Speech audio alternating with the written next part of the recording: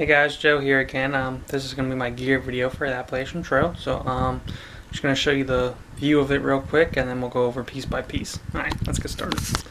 Alright, so here is basically everything I have, and there's my shoes on the ground.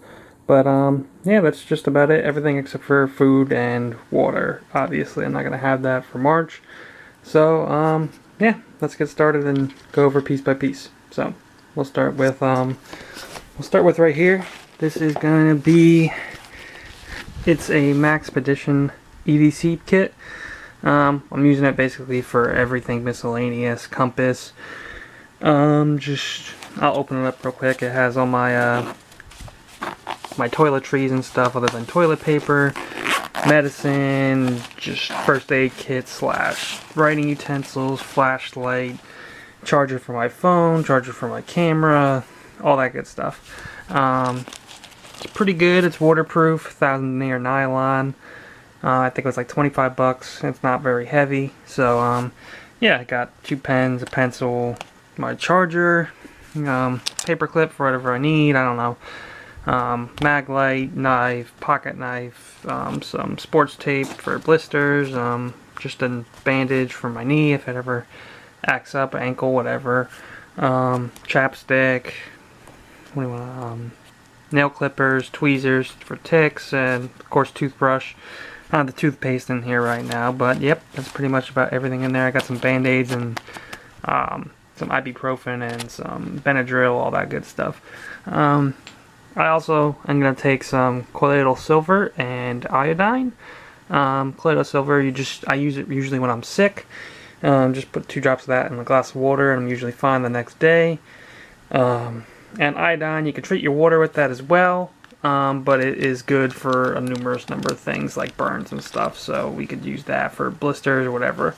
So yeah, that's it for that. Alright, and then these are my gloves.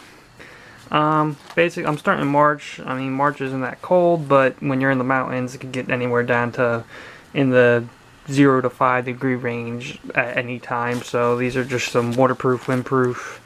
They have a fleece lining inside. They're basically work gloves, but they're pretty warm, so I'll use them. And I could do a lot of stuff with them that I couldn't do with like mittens or something like that. Alright, and then this is my trekking pole. It is a Black Diamond Ergo trekking pole. It has a cork handle, so it's going to basically suck up all the sweat off my hand, and then after a while it'll start to form to my grip. On the end here I also have a stick pick for my camera, so when I'm walking I could do some trail videos of me hiking without holding my arm out. Yep, that's pretty much what that's for. It's like a mini tripod basically. Alright, and then we'll go to some more miscellaneous stuff real quick. Alright, this is a plunger. I need this for my Sawyer squeeze to back flush it, get all the crap out of there that's been being filtered out. This is the Sawyer squeeze right here. Basically, you're just gonna put it on a water bottle and you're going to squeeze it out. I got a water bottle right here. It's a 1 liter smart water bottle. Pretty much goes on any water bottle you want to put it on, just an average water bottle. So yeah, just twist on there, you turn the water bottle upside down and you squeeze out, and there you go, it's purified water. Another thing I have for water right here is a 2 liter platypus with a drinking hose. This is going to go in my pack. Easy access to water I find when I just have a bottle of water. I don't normally drink as much, so that'll help to keep me hydrated more than I would be. I also have these portable aqua mirror tablets or whatever you want to call them, just in case my filter breaks or freezes over. So yeah, just double back on everything like water, especially water, because you could get really sick. And just a simple watch, tells time, whatever. You got your Black Diamond spot headlight for night hiking, seeing in camp, basically all that stuff. This is something really cool. I actually like this a lot. It is a solar charger slash external battery. It also has a flashlight on it. Basically, you just take your USB ports right here. There's 2 of them actually. It also has a wall charger piece, so I could charge that when I get home, or not home, into town basically, and it'll charge my phone 2.5 times, so if my camera dies too, I could charge that as well. So it's pretty useful, I guess. I mean, and it has a solar charger on as well, so I think it said 13 hours of straight sun will recharge this fully, and I'm gonna just always have this in the back of my pack. So I'll pretty much always have my phone on me. I have a Galaxy S4 that I'm gonna be taking with me, music, contact, whatever, all that good stuff.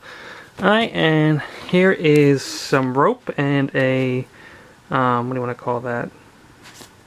I forget what it's called, but basically this is from my bear bag, which is right here. It's just a Sea to Summit bag. It's waterproof. You just put your food in there, you throw the rope over the tree, and then you're going to pull your bag up into the tree, basically, just so the bears can't get it. There's a whole technique to it that, and I'm not going to really show you, but you could look it up online. It's called the PCT method, which is probably what I'm going to be doing. They also just have normal just ropes up in by the, what do you want to call it, the shelters that you could use sometimes. So I'll use them if I don't have to. I won't have to use this. Here's just a little Gerber knife that I'll probably be having in my pocket most of the time. Use it for anything, just quick fixes, cutting some sticks up, whittling, whatever you want to call it. Just, yep. So, and then, let's see, we'll go into my cook system. Alright, so this is basically my whole cook system right here, other than this is, I'm using an alcohol fuel stove, so this is the alcohol I'll be taking with them. I heard this is really easy to find, so, I mean, it's basically heat. It's, you can find it in any auto parts store, which pretty much are in every town. So it's like $2 for that, not even. So, and that'll last me a couple weeks. Just a Bic lighter, have 2 of them, just in case one breaks. But if they both break, I also have a flint and a fire starter, whatever you want to call it. So always want to be careful and be backed up in the middle of the woods when you don't know when you're going to be back in town again. So, alright. This is my pot. And there's also a pan in here. I don't know if I'm going to take that yet. It's just kind of in there still from when I got it. Pretty lightweight. It'll use it for what I need to. You're pretty much just going to be boiling 2 cups of water. Sometimes you'll fry up some like summer sausage or some pepperoni. I don't know. It's just real quick, or I could use it as a mug. So I might keep the pan for that reason. And then this is the actual stove. Hold on 1 second. The stove here is just it's like your standard alcohol stove, but it has a stand on it. You just flip these open, like so. It's a little hard with one hand, but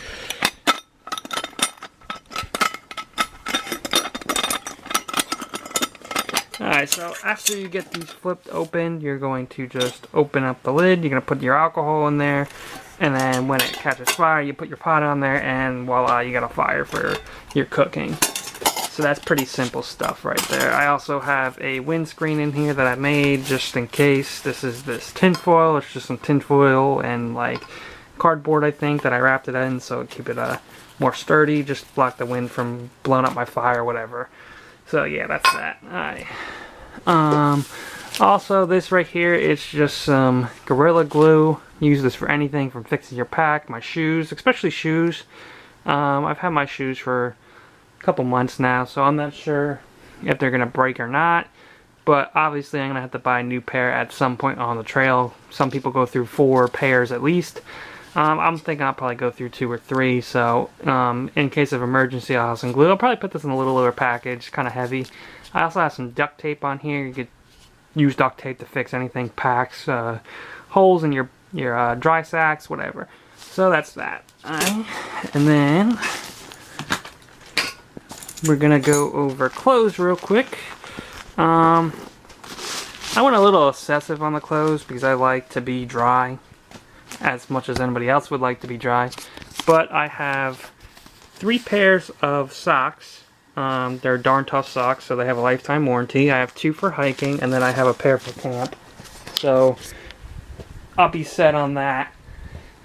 I don't want to have my wet feet, so if those socks do get wet, I could just put the camp ones on when I get to camp and I'll be perfectly fine. Alright, then I have 2 pairs of hiking shorts. I mean, I have one for camp really and one for hiking, and they can just switch on and off. They're just basic running shorts or whatever. Lightweight, they're quick drying, whatever. So I have 2 pairs of them. Then I have a long sleeve Exo Officio t-shirt, or long sleeve shirt, whatever you want to call it. It's like 25 bucks, but it's worth it. Pretty much it dries really quick. I went on a 10-mile hike the other day and I came home. My dad thought I'd just put the shirt on. So, I mean, it works. It's antibacterial. It doesn't make you smell. I mean, it keeps the smell off you. I mean, I sweat a lot and this thing was perfectly dry within 10 minutes. So I have a long sleeve and a short sleeve of that. That's why I have this beanie, just in case. I mean, it's gonna get cold. I like wearing it actually. It gets me pretty warm. They say like 80% of your heat leaves from the top of your head, so it's good to have that. Then you got some Exo Officio boxers, does the same thing, antibacterial. You don't want to get any infections or yeast infections down there, so yeah, it's pretty good. I mean, it does the same thing the t-shirt does, basically. Alright, here's another pair of socks, and then here's my camp socks right here. They're a little bit longer, keep me warmer when I'm sleeping or whatever. Then here's that short sleeve t-shirt that I'll be using for hiking as well. Another pair of boxers. You always want to have a dry pair. Then I have some long johns in here as well. I'll probably just take 1 pair. I have 2 right now. I'm probably just going to take 1. It's kind of ridiculous to have 2, but that's basically for sleeping. If in case it gets really cold at night, I mean, my bag only goes down to 20 degrees, so just in case, basically. I mean, this bag will also is reversible and has a fleece liner, so I could use it as a pillow and just stuff my clean clothes back in there, which is pretty sweet because then you got a pillow and you don't have to use any extra weight to bring it with you. I'm not sure if I'm gonna bring these. They're just some swishy athletic pants. I mean, they keep you warm at camp, so I might bring them. They're debatable though, so we'll see about that. Alright, and then here is some rain pants. I hear a lot of people don't use the rain pants. And I'll probably keep them like this for the first month or so, and then I'm gonna cut the legs off and use them as shorts just to keep my shorts dry. I don't want to have wet underwear or whatever that. So, but I'll keep them like this for the colder months just in case it is cold when I'm hiking and keep me a little bit warmer. And then as it gets hotter, I'll just cut them into shorts and use them like that. Almost like a kilt or something. Alright, and then here is my North Face shell. It's the North Face Resolve. It's pretty sweet actually. It's like $99. It has this printed on mesh material. Keeps the moisture from the actual material of the jacket off you. It has some pit zips here for ventilation, which is, I really wanted that actually because I do sweat a lot. So anything to help me out with the sweating is perfect. It also has this Velcro over here to protect any water from getting in the zipper. So it's going to be pretty hard for water to get in the zipper. It has a double Velcro. It's basically just a rain shell. It works really good. I've been out in some pretty bad storms in this thing, and I did not get wet at all. So yeah. Okay. And then next I have gaiters. They're just some outdoor research gaiters. I mean, they might take these little straps off. They're kind of annoying. Basically, gaiters are just used to keep all the crap out of your shoes, rocks, dirt, sand.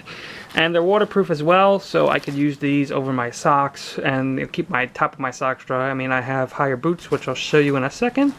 But basically, that'll keep your feet dry and keep all the stuff out of your shoes. I mean, I forgot to wear these one day, and I had so much sand in my socks, it was ridiculous. So it's always worth to have these. Alright, and then these are my shoes right here. They're the Salmon GTXs, I think. They have a pretty good tread on them, so they're pretty good. Salmon makes a pretty good boot, and they're Gore-Tex as well.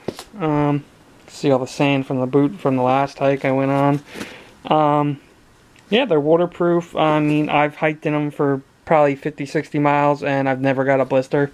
That's also due to the darn tough socks, I think, but yeah, they work really well. I mean, they're a little bit heavier than a trail runner would be, but I actually like them a lot, so I'll probably stick with these and see where we go with them. Alright,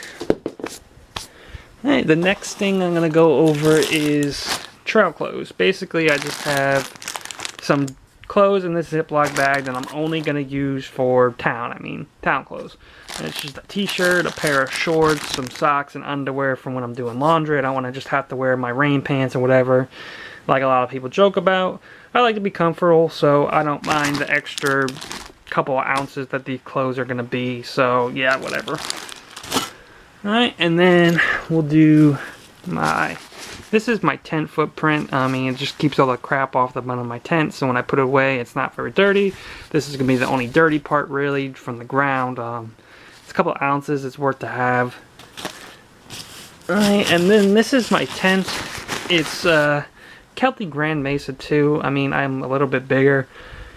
I'm 6'1", so I need a little bit more space. I have enough room for me and my pack in it to fit pretty comfortably, actually, and I have a lot of space left over. I tried out the one-person tent. I just didn't have enough room for me and my pack. So, yeah, I wasn't going to be uncomfortable. I'd rather go with an extra couple of ounces that the tent gives me for the extra comfort. Right, and then here is my sleeping pad. It's just basically an air mattress that you blow up. It's also insulated, though. So in the winter, when it is, I don't know, 10 degrees out and the ground is freezing cold, it's going to keep me warm or than just laying on the cold ground. And then in the summer, I could flip it over and then use it like that and keep me cooler instead of being sweaty in that. I also have my sleeping bag over here. Let me get that real quick. It's actually not a sleeping bag. It is a quilt. It's a down quilt. It goes up to 20 degrees. It's a pretty good quilt. It's really light. It's almost less than, I think it's less than a pound, actually. So, and basically a quilt is just basically you have the back open except for a foot box. And I'm a bigger guy, as I said, so I like to have some more room than an average person would need. So I don't like the mummy bags. They keep me constricted. But yeah, that's pretty much my sleeping bag. It'll keep me up to 20 degrees warm. And I'm a hot sleeper as well, so I'll probably be good down to in the 10s with that. And then you got clothes on and everything, so I'll probably be good down to 0 degrees. No problem. Alright, and then, oh, I also forgot I have the tent poles for my tent. Need those. It's a freestanding tent, so you definitely need them.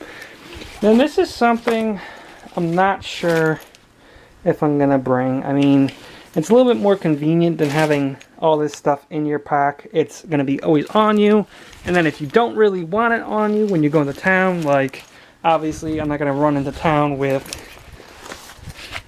this knife.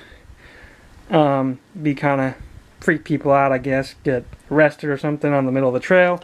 Wouldn't be fun, so I'm going to take this off when I go into town. But this is also, we're going to keep my camera in this little bag right here. It's another Maxpedition pack. It's the M1 pack. It has a couple of pockets. I mean, it's also waterproof out of near nylon. It has a little pocket up here. I'll have my camera in here when I'm not using it. I'll have my phone, my wallet, some snacks in there, granola bars, whatever you want to call it. Comes in pretty much it comes in handy. I also have these what do you want to call them? A multi-tool. I don't know if I'm gonna bring that. I don't think I'll need it. I kind of just had it laying around and I had it on my pack for something else, but I might bring it. I probably won't though. I don't see myself needing it to fix anything. I have duct tape and a needle and thread I'm gonna get, so I think I'll be pretty good with that. And then this is my my shovel, basically poop shovel. Flips open. It's pretty light actually. It's you definitely need a poop shovel. You can't dig a good enough hole with your trekking pole to actually dispose of your waste properly.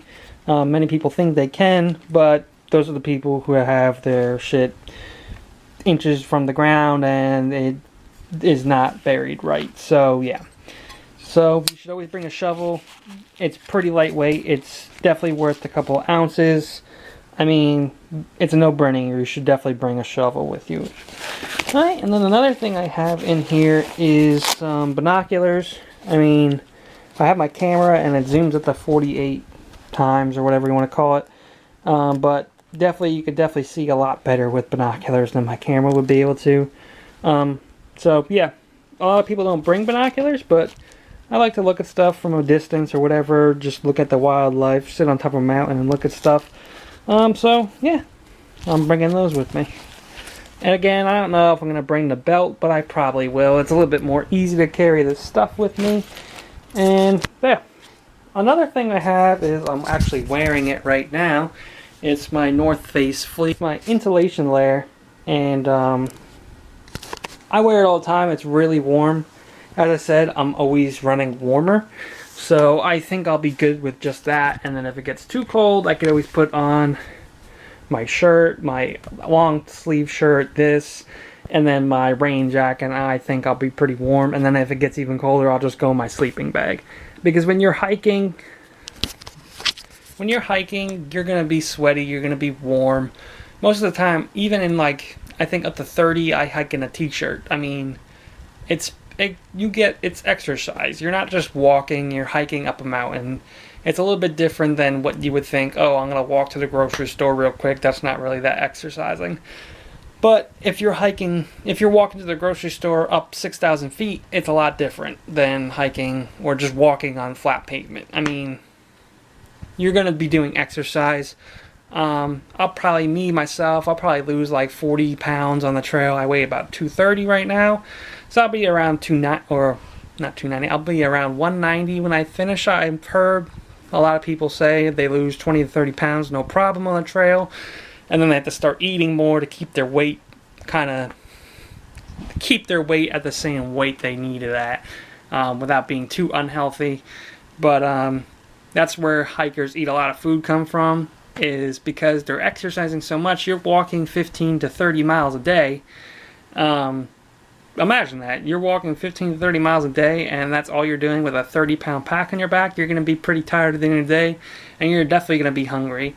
And that's why they say Snickers is a hiker's best friend. Snickers is like 240 calories for like 2 ounces that a Snicker bar weighs. So, yeah.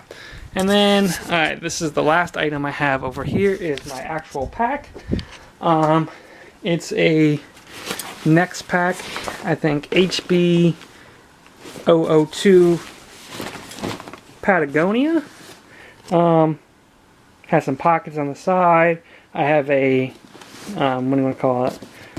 Trash compactor bag on the inside. It has this pocket up here where I'm gonna put my electronics in a Ziploc bag just in case. But this is 700 denier nylon or polyester, I think, polyester nylon blend. So I'm pretty good with that. I mean, I need to get a pack cover still. I might just make one out of a trash bag, and it's pretty simple stuff. But it's like a $35 pack actually, and I've been using it for the last 2 years, and it works great. You don't need a $250 and up pack to really be comfortable. I've never been uncomfortable in this. Even when I've worn a different pack, it just wasn't the same. I mean, I was comfortable in the other one, but for $250, it was not comfortable to me. I'd rather wear a $50 pack that's just as comfortable, maybe even a little bit less uncomfortable. But it's definitely worth it. I mean, there's no wear and tear on this whatsoever. I mean, I could use this thing up to 50 pounds, no problem. It's a 70-liter pack, so yeah, I think I'll be good with that. And then, if I need to, I'll just change my gear out as I go. Anything gets broken, as I said, I'm going to need to get another pair of shoes. Usually people use 2 to 3 pairs of shoes on the trail. Another thing I was thinking of bringing was a pair of Crocs for camp. Also for fording some streams in Maine and the northern states. You don't want to get your shoes wet. I mean, sometimes the streams could go all the way up to your waist. So we'll have to see what happens with that. I'll probably get them. But other than that, yeah, that's just about it, guys. So thanks for watching. Subscribe on the bottom, and I'm going to put that in the notes for you guys. Thanks, bye.